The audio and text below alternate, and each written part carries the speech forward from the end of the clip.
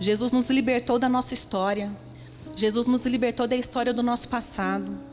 Muitas vezes, vidas que nós levamos, que nós não escolhemos, mas nós somos obrigados a viver. Então o Senhor vem e Ele muda a nossa história. Eu quero ler aqui em Deuteronômio 30 e 19, que fala assim, 30, 19 e 20. Vamos lá. Os céus e a terra tomo hoje por testemunho contra vós de que tenho proposto a vida e a morte, a bênção e a maldição.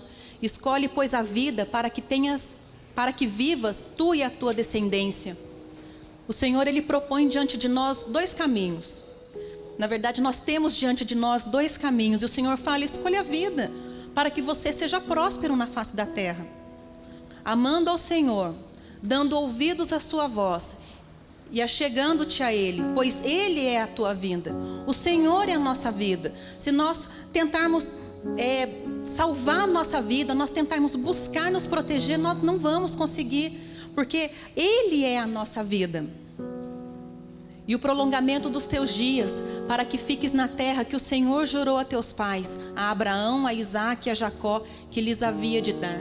Nós somos a descendência de Abraão, e Deus fala assim, que se nós permanecemos nos caminhos dEle, se nós andarmos no caminho que Ele propôs para nós, um caminho de bênção, então, amando Ele, guardando os seus estatutos, dando ouvidos ao que Ele diz, Ele fala que Ele prolonga os nossos dias, que Ele é a nossa própria vida, que Ele guarda a nossa descendência. Então nós vamos falar um pouquinho sobre isso hoje, sobre o que é abençoar e o que é não abençoar. Qual é se eu abençoo ou se eu amaldiçoo uma pessoa, se eu tenho uma vida abençoada ou se eu tive a minha identidade amaldiçoada. Nós vamos falar um pouquinho isso hoje. A bênção é o canal que Deus determinou para que a nossa identidade fosse uma identidade completa, né? A bênção é a mensagem de identidade de Deus para nós, para que nós tivéssemos a identidade que Ele escolheu, né? Um dos significados de bênção é autorizar a prosperar. O que é esse autorizar a prosperar? É um prosperar financeiro? Também. Mas é um sentido mais amplo da palavra. É um sentido de você ter uma boa viagem na face da terra. Deus, Ele quer que nós tenhamos uma boa viagem aqui, como nós somos peregrinos nessa terra, Ele quer que nós tenhamos uma boa viagem aqui na terra. Então, a bênção dEle é o que nos autoriza a fazer essa boa viagem, né? É ter uma boa viagem por toda a nossa vida, e que toda a nossa existência aqui na terra seja uma existência abençoada, não livre de conflitos, mas abençoada, né? E os agentes que Deus determina aqui na terra para que nós sejamos abençoados são os nossos pais, são autoridades que Deus coloca na nossa vida, né? Principalmente os nossos pais. E os nossos pais, como agentes abençoadores, eles têm a função sim de nos educar, de orar por nós. Nós, como pais, temos que fazer isso pelos nossos filhos, né? Orar, educar os nossos filhos, ensinar. Mas o significado de bênção, abençoar a identidade, é muito mais amplo do que só orar e deixar a criança, né? Essa questão de abençoar vai além só de orar, de educar, de dar uma boa escola, de dar condições para uma criança.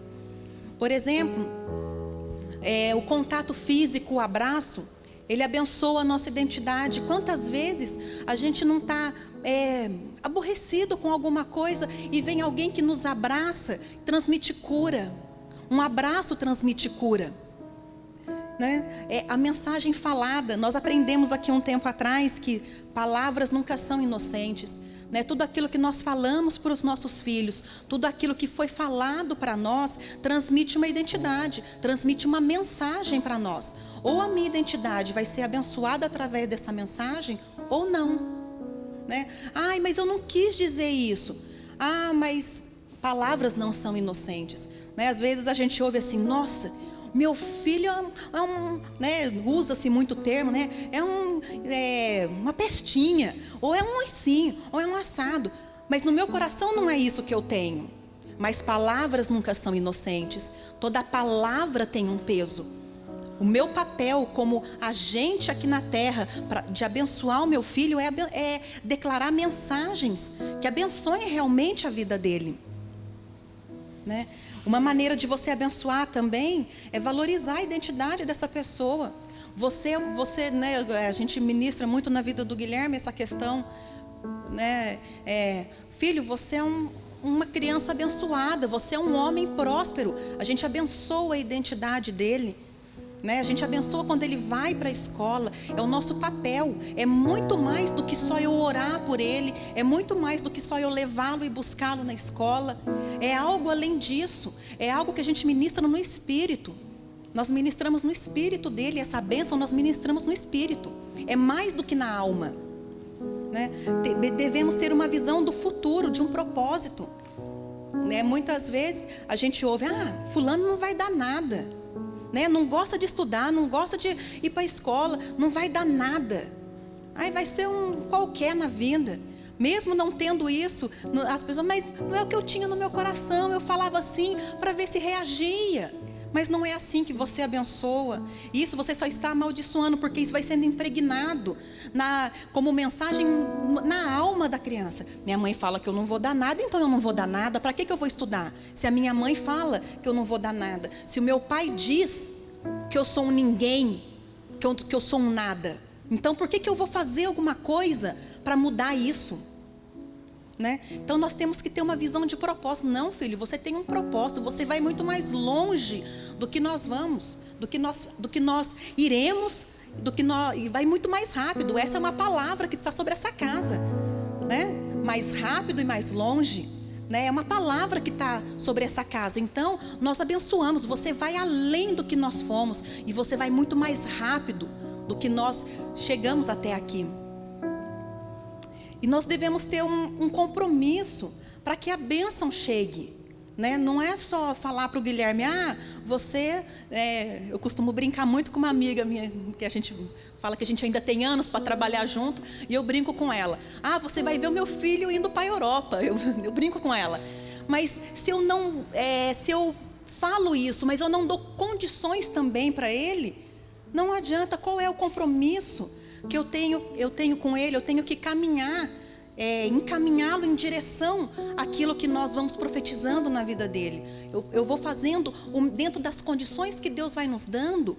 Eu vou fazendo o melhor para que aquilo que nós vamos profetizando na vida dele se cumpra ao longo da caminhada dele.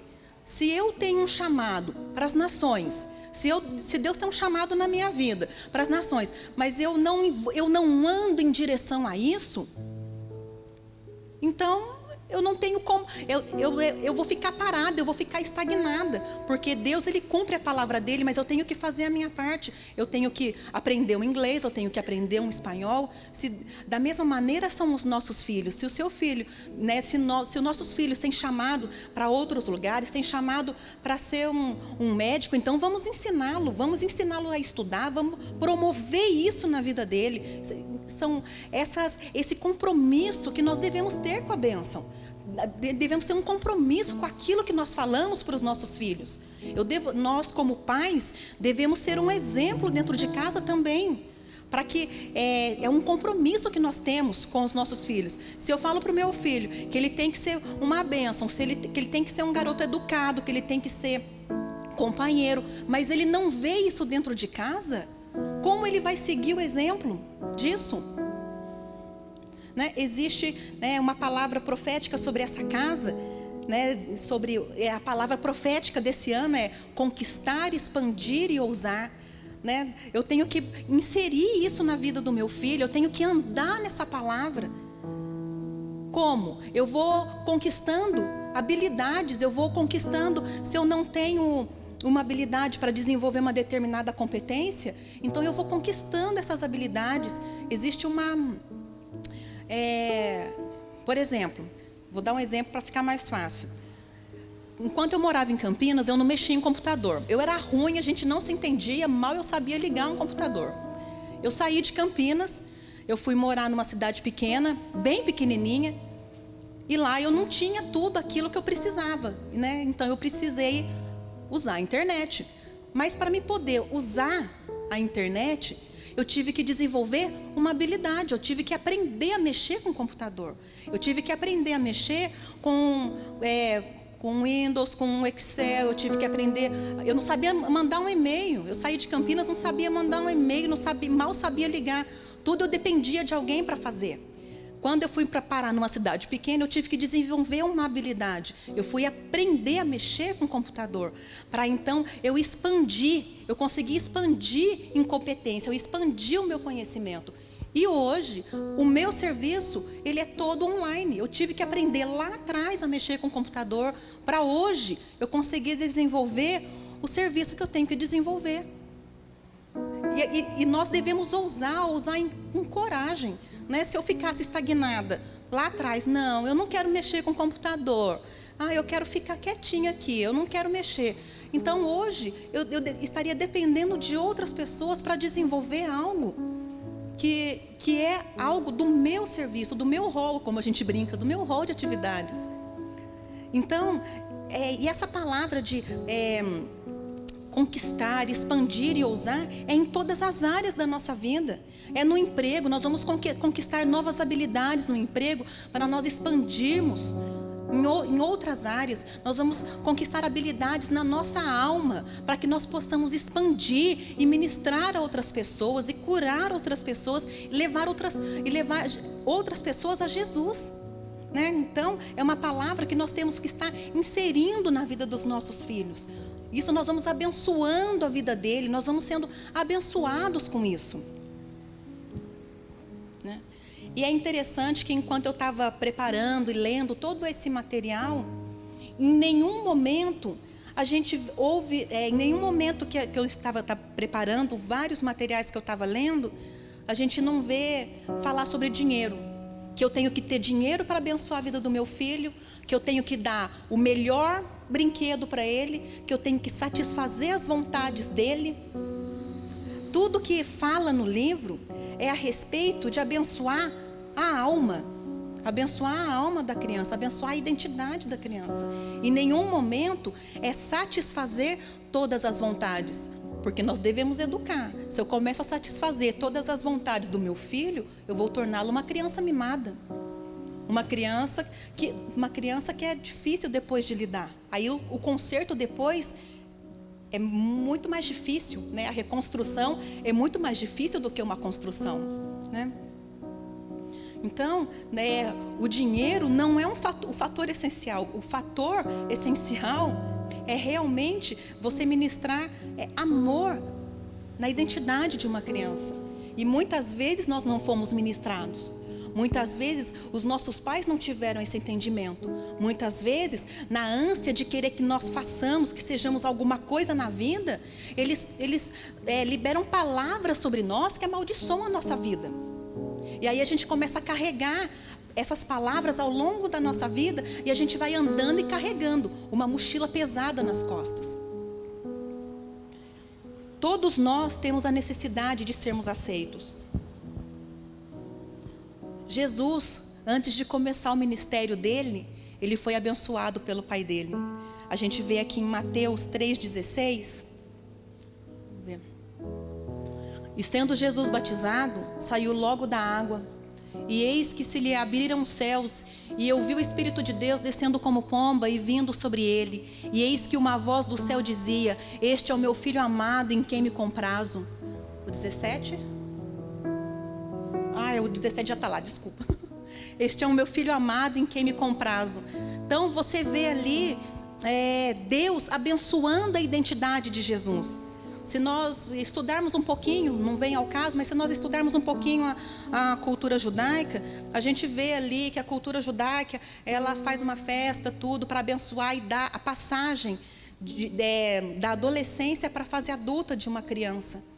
E quem faz isso é a figura paterna, é a figura masculina, é o homem que tem o poder de abençoar a identidade de um filho. É o homem que tem o poder de abençoar o destino de um filho. Por isso que nós hoje vivemos numa casa paterna, porque a paternidade, ela tem esse poder de abençoar a nossa identidade, de abençoar o nosso destino, de nos lançar para mais longe.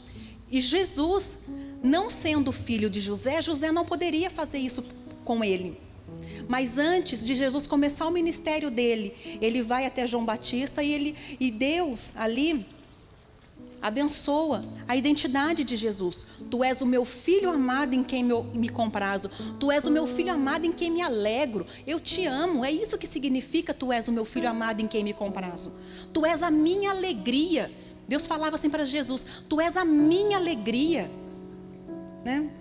E depois, mais uma vez, durante o ministério de Jesus, mais uma vez, Deus aprova o trabalho do filho. A gente vê ali em Mateus 17:5. E estando ele ainda a falar, eis que uma nuvem luminosa os cobriu, e da nuvem saiu uma voz que dizia: este é o meu filho amado em quem me comprazo, escutai-o. Ali é uma passagem que fala do Monte da Transfiguração, aonde Jesus está no monte e aparece ali Moisés e Elias, e está com ele Pedro, Tiago e João, e Pedro fala: vamos fazer aqui uma tenda para cada um de vocês. De repente uma nuvem cobre os três ali, dessa nuvem, né, Deus fala para ele assim: tu és o meu filho amado em quem me comprazo, e fala para Pedro, Tiago, né, que estava ali embaixo: escutai-o. Mais uma vez, Deus aprova o que Jesus estava fazendo, né? Jesus falava: eu faço o que ouço meu pai fazer, eu ando por onde o meu pai manda, eu falo aquilo que ele está falando. E mais uma vez, como Jesus cumpria aquilo que estava no coração do pai, o pai aprova aquilo que Jesus estava fazendo. Por quê? Porque nós, seres humanos, necessitamos desse senso de aprovação. É bom ouvir: parabéns, você foi bem nisso. Não implica em que nós devemos nos acomodar e não melhorar, mas é bom a gente ouvir: parabéns, você foi bem nisso. É muito bom, você fez um trabalho competente. Não implica em que você está mimando a pessoa.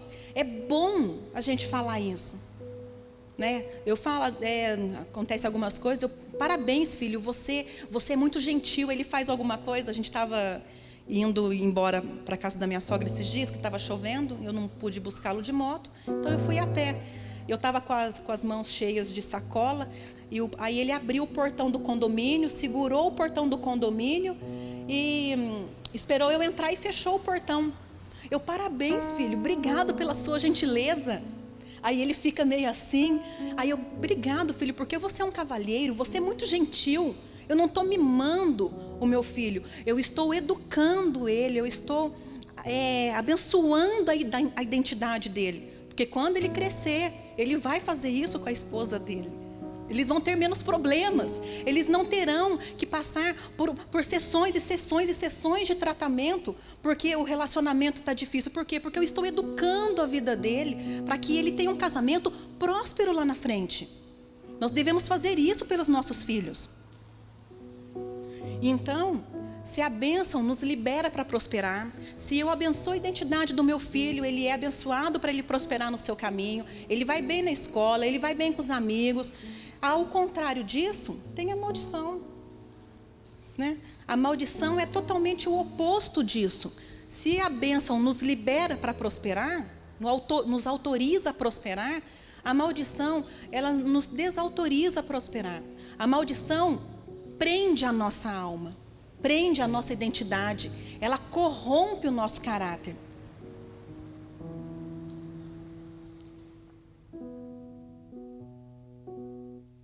Se Deus, ele é a fonte da bênção, Satanás, ele é a fonte da maldição. Ele vem para amaldiçoar a nossa identidade, para que nós não cumpramos o propósito que Deus tem para as nossas vidas na face da terra.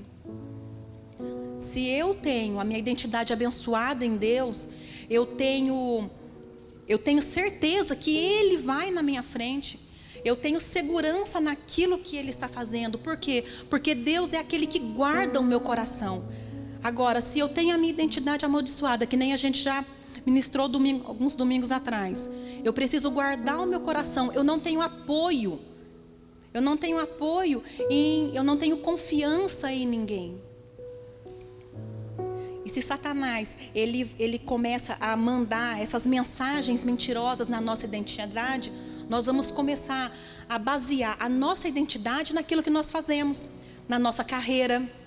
Se eu vou bem na minha carreira, se eu vou bem no meu serviço, então eu sou uma pessoa boa, eu sou uma pessoa que, joinha. Mas se eu cometo algum erro na minha carreira, não consegui aquela promoção que eu queria, aquilo acaba comigo.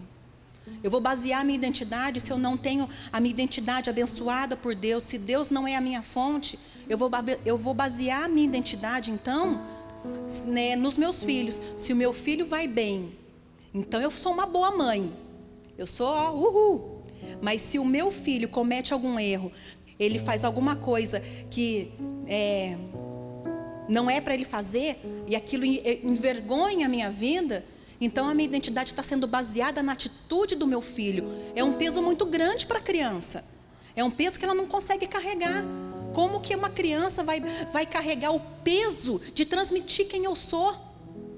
Ele está aprendendo, eu tenho a obrigação de ensiná-lo, eu tenho a obrigação de abençoar a identidade dele, e ele começa a carregar o peso de definir quem eu sou. É um peso muito grande que nós colocamos em cima dos nossos filhos. Ou então, né, do marido. Eu sou assim porque o meu marido fez com que eu fosse assim. Eu sou assim porque o meu pai nunca abençoou a minha vida, então eu sou assim porque me ensinaram. Então, são padrões relativos. Jesus, como está escrito em Hebreus 13:8, Jesus Cristo é o mesmo ontem, hoje e eternamente. Ele é o único padrão absoluto. Ele não muda. Em qualquer outra coisa que eu use como padrão para definir a minha identidade, é padrão relativo. É um padrão que é de acordo com as minhas necessidades, ou é de acordo com o desempenho do próximo. Eu não posso basear a minha identidade no desempenho do próximo, porque o próximo é tão falho quanto eu. O único que é perfeito, o único que é absoluto é Jesus. Ele tem que abençoar-me. Ele é o padrão para a minha identidade. Ele é o padrão para o meu destino. Quando eu tenho a minha identidade amaldiçoada, os padrões de caráter são corrompidos. Eu estou na igreja, eu quero servir a Deus. Deus tem falado muitas coisas, Deus tem liberado muitas palavras na casa, e eu quero seguir essas palavras, mas eu não quero deixar o meu padrão de relacionamento errado. Eu não quero deixar as práticas mundanas. Por quê? Porque o meu caráter está corrompido pela história do meu passado. Corrompido por tudo aquilo que eu venho carregando, pelas maldições que eu venho carregando na minha identidade. Nós queremos viver padrões distorcidos de relacionamento. Por exemplo, um namoro mundano. Deus, ele tem um padrão para o relacionamento. Não, mas isso para mim não serve. Imagina que eu não vou pegar na mão. Imagina que eu não vou dar um beijinho. Isso a gente está falando de coisa leve, né? Simples. Imagina que eu vou conseguir seguir esse padrão. Por quê? Porque o nosso caráter, ele foi corrompido. Porque como a minha identidade não foi abençoada, e eu busco aceitação, e principalmente a aceitação da figura masculina, que tem o papel de abençoar a minha identidade e o meu destino, eu vou buscar isso aonde? Se eu sou uma menina, eu vou buscar isso no relacionamento, né? Namorando outros meninos, e eu começo a namorar, e vou namorando, e vou pingando aqui, ali, e aquilo só vai machucando ainda mais o meu coração. Aquilo vai quebrando ainda mais o meu coração. E mais eu vou tendo que proteger o meu coração. Aí a minha identidade continua sendo definida por esses relacionamentos. Nossa, fulano me trocou por outra que é mais bonita. Fulano me trocou por outra que é mais alta. Ou por outra que é mais magrinha. Ou por outra que tem um cabelo mais bonito. Ou por outra que é mais inteligente. Então eu não sou bonita, o meu cabelo não é bonito. Eu não sou inteligente, então eu não sirvo para nada. A minha identidade vai sendo baseada nisso. Por quê? Porque lá atrás a minha identidade foi amaldiçoada. Eu tenho que basear, eu tenho que ser aceita, né? Padrões distorcidos de beleza, uma preocupação exagerada com a aparência, né? Nós devemos sim cuidar da nossa saúde, né? O meu corpo é templo do Espírito Santo. Eu tenho sim que cuidar da minha saúde, mas nós não podemos perder o equilíbrio de cuidar da saúde, cuidar daquilo que é templo do Espírito Santo e viver, né, na academia, né? Bombando na academia. É bom fazer e tem que fazer mesmo, tem que cuidar da saúde, mas passou do ponto da saúde e você começar a adorar o corpo, você está trocando, você está colocando o seu corpo num lugar que não é dele. Você está colocando o seu corpo no lugar que é de Deus. E isso é idolatria. Ah, qual o problema? Eu estou aqui na igreja, eu estou vindo, eu estou ouvindo, eu estou adorando, eu estou pulando, né? É gostoso tudo isso. Mas o nosso caráter tem que ser mudado. Nós temos que ter um caráter transformado. Padrões distorcidos, né, de comportamento. Por exemplo, a mulher que usa a feminilidade e troca essa feminilidade que Deus nos deu, que é característica da mulher, pela sensualidade. Então ela usa a sensualidade para começar a conquistar as coisas. Porque o padrão dela, aquilo que é de referencial para ela, está distorcido. Então usa o corpo para conseguir as coisas, né? Isso é um padrão distorcido de comportamento. Por exemplo, quando eu sei que eu tenho algo para desenvolver e eu vou enrolando e deixo para o último minuto. Aí faz ali as pontas lá e beleza, está aqui. Eu vejo muito isso dentro da escola. Eu trabalho com adolescente e é um barato, né? Eles vêm assim, tia, abre a sala para mim porque eu preciso usar o computador. Mas por quê? Porque eu tenho que entregar um trabalho para hoje. Mas como assim você tem que entregar um trabalho hoje e você quer que eu abra a sala para você hoje? Não, tia, eu preciso, porque eu preciso.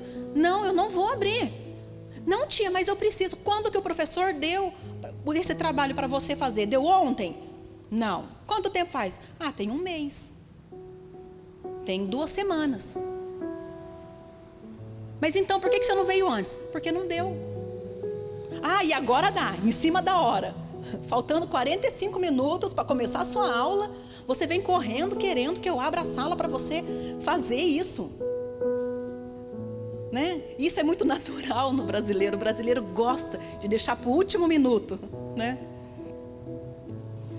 Então vai procrastinando, vai enrolando, sendo que eu posso fazer algo de excelência. Se eu tenho um período para fazer um determinado serviço, se eu tenho um período, eu tenho um prazo para entregar algum projeto, vamos fazer com excelência. Fazer com excelência é fazer o seu melhor. Para você fazer o seu melhor, você tem que ter tempo para você pensar, para você analisar, fazer um rascunho e procurando a base de tudo isso e você colocar no papel. Aí você consegue fazer o seu melhor. Não é que saia perfeito, né? Perfeito nós não somos, mas nós temos que ser excelentes naquilo que nós fazemos, né? Já falei algumas vezes, mas a figura paterna, ela é o canal de transmissão de identidade para a nossa vida. Ela é o canal de identidade do nosso destino. Mas eles só são o canal. A fonte é Deus. Deus é a fonte. É Deus que determina a minha identidade. É Deus que determina o meu destino. Quem eu sou. Porque se eu fosse depender dos meus pais, hoje eu não estaria aqui. Não, não porque foram maus, não, foram bons. Eles foram os melhores que eles podiam ser. Mas ainda assim faltou alguma coisa, não tiveram o entendimento que Deus tinha, não tiveram entendimento do projeto que Deus tinha na minha vida. Essa é a responsabilidade de ser pai. Ser pai não é só colocar um filho no mundo. Ser pai é ter a responsabilidade de encaminhar o seu filho, de encaminhar bem. Eu, como mãe, não posso proteger o meu filho do mundo. Eu gostaria muitas vezes. Gostaria de guardar o Guilherme numa caixinha de algodão e só deixar ele sair depois dos 40. Mas esse não é o meu papel. O meu papel é ensiná-lo, não é protegê-lo de assumir as consequências das suas atitudes. Mas ensiná-lo a arcar com as consequências das suas atitudes, baseando a identidade dele naquilo que Deus diz quem ele é. Não basear a identidade dele naquilo que ele fez. Eu não sou medida por aquilo que eu faço, eu sou medida por aquilo que eu sou. Eu sou filha de Deus, e não importa o que eu faça, que vai me tirar dessa condição.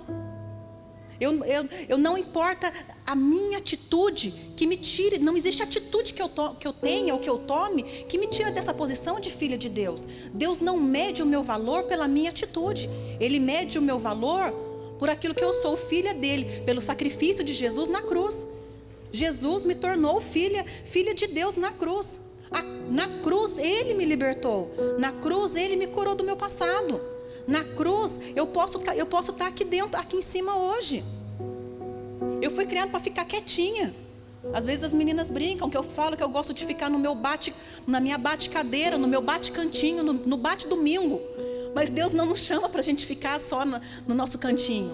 Ele tem uma missão maior. Quando eu estudava, eu era invisível dentro da sala de aula. E eu contando isso para umas amigas, elas racharam de rir, mas foi o que aconteceu. E eu estava no meu último ano do curso técnico, né? Passei, ele estava com 18 anos, no último.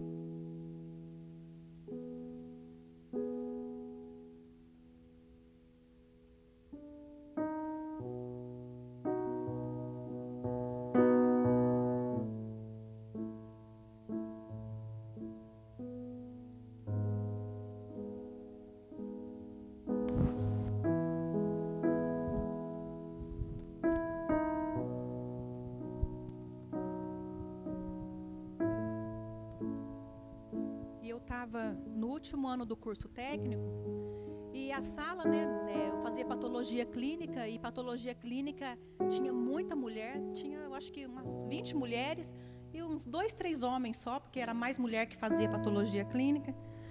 E eu gostava muito de bioquímica, era uma matéria que eu gostava muito, só que tinha um negócio que eu não tinha entendido, e a sala num zum, num burburinho, né, um auê a sala. Eu pensei comigo, eu vou aproveitar que a sala está falando e vou pedir para a professora me explicar isso. Aí eu levantei a mão e falei assim: professora, me explica. A hora que eu falei, professora, me explica, a sala parou de falar. Porque quem está falando? Quem é essa que está falando? Para apresentar trabalho, eu ia lá na frente e ficava assim no meu cantinho, que eu tremia. E quem fala, né? Fanny, se você não apresentar, você vai perder ponto. Então eu vou perder ponto, porque eu não vou falar. E a hora que eu levantei a minha mão, a sala parou. Aí, aquele silêncio. Aí eu,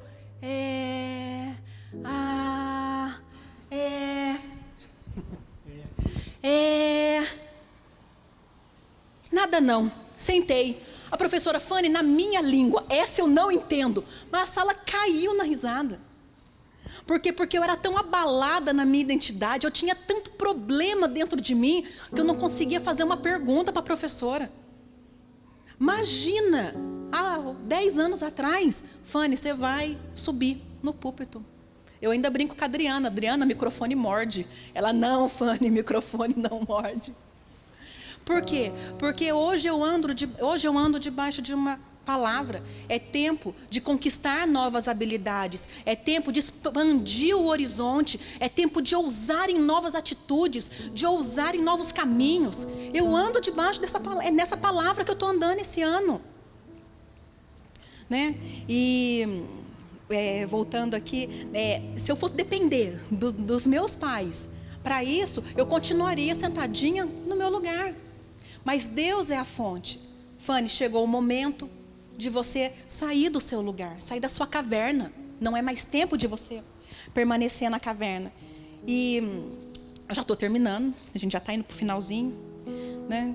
E a maior tragédia da nossa vida não é a morte. Na maior tragédia da vida de um ser humano não é a morte.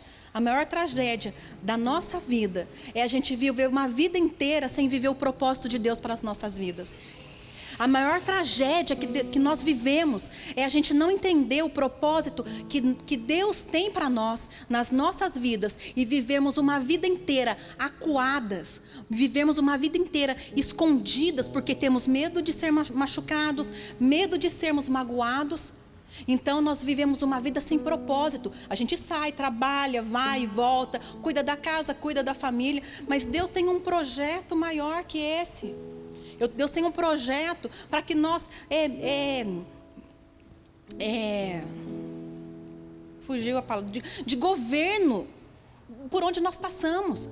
Então, como que eu vou governar? Se Deus me deu essa ordem, olha, você vai governar por onde você passar. Como que eu vou governar se a minha alma é destruída? Eu não governo a minha alma. A minha identidade ela é baseada em padrões falsos, né? Nós temos que entender que nós carregamos um potencial dentro de nós, né? Nós carregamos Jesus dentro de nós. Ele já conquistou tudo que nós precisamos. Nós precisamos então o quê? Mudar a nossa mentalidade. Em Romanos 12, e 2 diz assim: não sedes conformados com este mundo, mas sedes transformados pela renovação do vosso entendimento, para que experimenteis qual seja a boa, agradável e perfeita vontade de Deus. Nós temos que ser transformados pela renovação da nossa mente, né? Nós precisamos entender que a palavra de Deus e o Espírito Santo que vive dentro de nós, ele vai nos ensinar a cada dia. Os nossos pais eram a fonte. Hoje nós somos a fonte. Nós precisamos mudar a nossa mentalidade para poder então transmitir a identidade de Deus para os nossos filhos. Nós precisamos mudar a nossa mentalidade para nós entendermos aquilo que Deus tem para nós. Nós precisamos entender que o sacrifício de Cristo é suficiente para curar nossa alma. O sacrifício dele nos liberta da maldição. O sacrifício dele nos liberta do peso da nossa história do passado. E a nossa história do passado, ela só serve como ferramenta para mostrar: olha, eu fui curada aqui, Deus curou a minha alma nesse sentido, então Ele pode curar a sua também. Para isso que serve a nossa história só de ferramenta. A minha história do passado não determina mais quem eu sou. Ela só serve de ferramenta para eu falar que Deus pode curar. Quem determina hoje quem eu sou é aquilo que é Deus que determina. Você, minha filha, eu tenho um propósito. Hoje a minha identidade está baseada nele, que é a fonte. Ele é a fonte. A graça do Senhor Jesus que habita em nós é que traz paz e equilíbrio para a nossa alma. Nós precisamos renovar a nossa mentalidade e entender isso. Entender que Jesus, aquele que habita em nós, Ele é o príncipe da paz, é Ele que traz paz para a nossa alma, é Ele que determina quem nós somos, é Ele que nos traz equilíbrio. Pode ir. Né? Então nós precisamos entender, nós cantamos que na cruz Jesus nos libertou da maldição, né? da maldição do pecado, das mentiras de Satanás que foram transmitidas para nós ao longo da nossa vida. Ele nos libertou da nossa história, e com aquilo que Satanás tentou nos ferir, nós pisamos na cabeça dele e nós mostramos: não, o Senhor me libertou. Nós podemos ministrar às outras pessoas, ministrar ao próximo: o Senhor me libertou. Amém? Eu gostaria que vocês se colocassem de pé então. E que nesse entendimento você entendesse, né? Se você, no que você precisa mudar? A sua mentalidade precisa mudar? Você precisa deixar então os padrões do mundo. A sua identidade foi amaldiçoada. Você precisa de cura. Então, vamos então reconhecer aquilo que nós precisamos ser mudados. Nós precisamos nos arrepender, né, desses padrões errados. E entender que na cruz Ele nos libertou. Ele fez tudo o que nós precisávamos para sermos curados, para que nós tenhamos uma vida próspera aqui na terra. Ele fez tudo na cruz para que nós tenhamos uma boa viagem por toda a nossa vida aqui na terra. Amém? E nesse sentido, eu gostaria de convidar você, se você precisa de alguma ministração, se você precisa disso, que você venha aqui na frente, que nós estaremos orando, os ministros estarão orando por você aqui. Amém? Eu me despeço da turma que está nos assistindo aí. Eu oro para que você tenha uma identidade abençoada, que o Senhor Jesus ministre no seu coração a cura, a paz, o equilíbrio que só Ele pode nos dar. Amém?